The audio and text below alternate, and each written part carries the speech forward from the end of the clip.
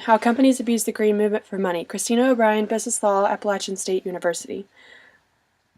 All businesses use some form of marketing to build customer relationships and return receive value from customers. Advertising is a portion of the marketing plan that is viewed by mass media, from television commercials to advertisement in newspapers.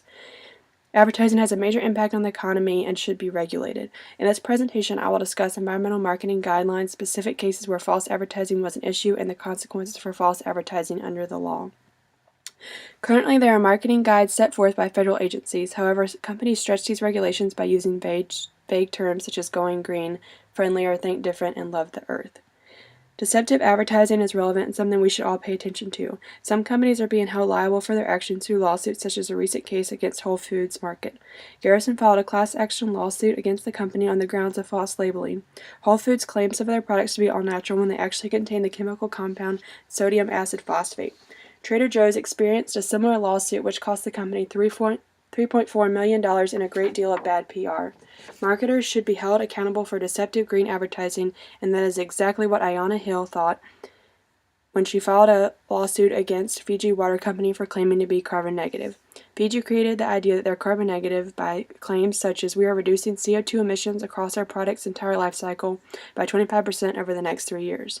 In other words, the company is counting future initiatives in their current carbon calculation. This is misleading because Fiji uses more natural resources and transportation than other bottling companies because of their location. Marketers can deceive consumers on numerous things. With the amount of environmentally conscious consumers increasing, corporations have begun to position all their products to fit this mindset, which is why I chose to focus my research on the idea of greenwashing. Similar to the Fiji carbon negative case, greenwashing happens when deceptive or false claims are made by marketers in relation to their products.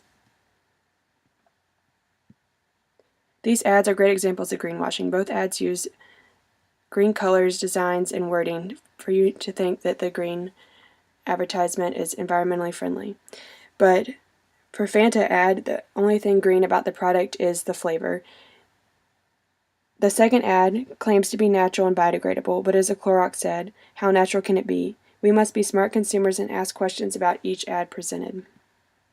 There are a multitude of claims that can make the consumer think a product is beneficial to the environment. Such claims include general benefits, degradable, recyclable, renewable energies, and source reduction. The FTC set forth a guide regulating each claim to reduce deceptive marketing. Its general principles include qualifications and disclosures, distinction between benefits and product of package, overstatement of environmental attribute, and comparative claims. To file a suit against a company, the plaintiff must prove the claim to be deceptive. The offending company should have evidence such as research and scientific truths to back up their claims. The main focus of the guide is to be explicit with all information by using substantiation when making claims. The FTC says research suggests that reasonable consumer may interpret renewable materials claims differently than marketers intend. A general benefit claim such as eco-friendly would be deceptive. Instead, the marketer should explain what it means in regard to the products such as eco-friendly, made with 30% renewable materials. Some people are using the FTC regulation to take companies to court. According to the Attorney General of California, the Journal filed a lawsuit in 2011 against the plastic water bottle companies, which made claims that their bottles were 100% biodegradable and recyclable. These claims were false. The court made them remove the biodegradable claims and labels, stop making the products non-recyclable, send out a notice revoking their claims, as well as pay penalties. The state later made the word biodegradable illegal on plastic food and beverage container labeling. Joel J. Davis's Ethical and Environmental Marketing article discusses the problems of green marketing. There's a gap between scientific and consumer truth.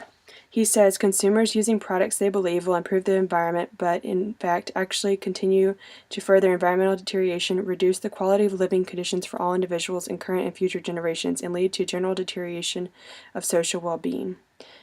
He also says the mass of environmental claims might lead the public to believe that specific environmental problems have been adequately addressed and solved. This will leave consumers with a false idea that these issues are solved and will stop them from working toward a real solution. His main idea is to bring ethics to marketing, allowing only truthful, non-misleading ads to be presented to consumers. Considering the consumer perspective, determining risk or errors, norm revision are all ways to do this. Increased specificity and precision about the mentioned product claims and benefits will make ads less deceptive. His ideas are great. The only question is, how do you get marketers to comply? The 2010 greenwashing case study conducted by TerraChoice analyzed over 5,000 green products from the United States and Canada. They concluded that there has been an increase in green home family products, and over 95% of the greener products commit one or more of the 7 sins of greenwashing.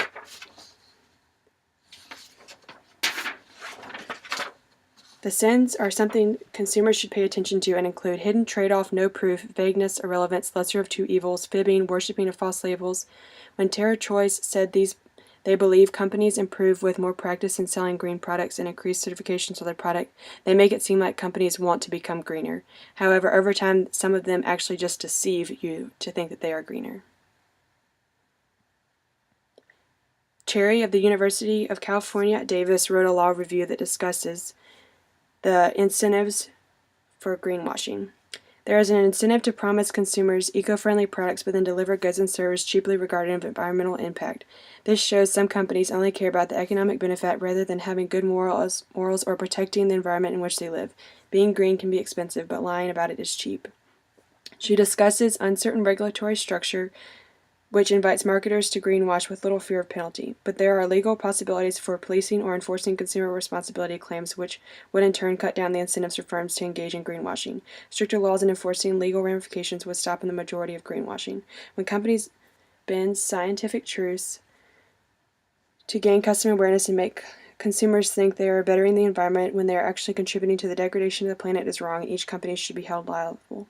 Jennifer Weeks said in her Buying Green article, as consumer interest in green products rises, regulators and environmentalists are taking a critical look at the definitions and marketplace practices.